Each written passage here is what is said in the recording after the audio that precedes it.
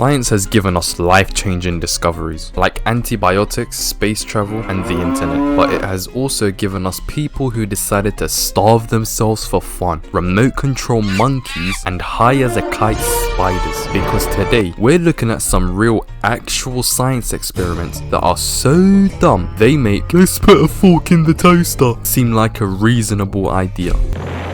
Mr. White, what happened? I heard a loud bang. Yo, Mr. White, I thought you said don't get high on your own supply, man. Shut up, boy. I have transcended into something far greater than your tiny, insignificant brain can fathom.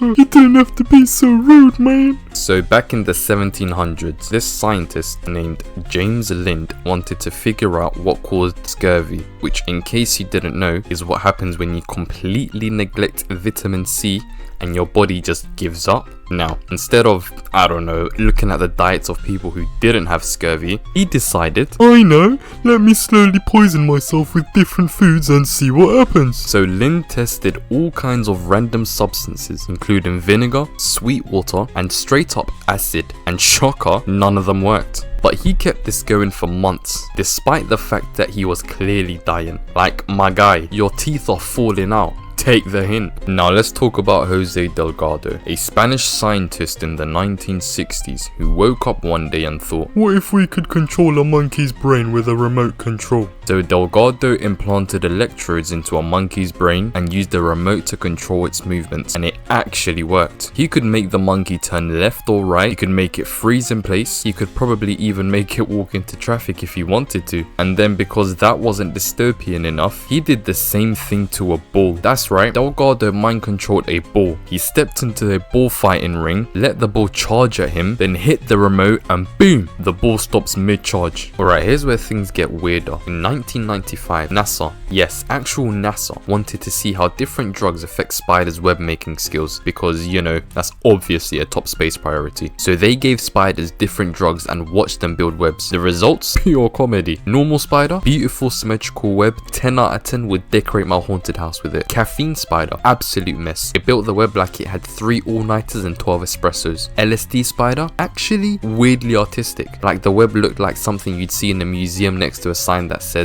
Untitled 37. Weed spider gave up halfway through, took a nap and forgot it even had a job. And the best part, the experiments actually helped scientists study the effects of drugs on motor function. But let's be real, someone at NASA just wanted an excuse to get spiders high. Subscribe for more.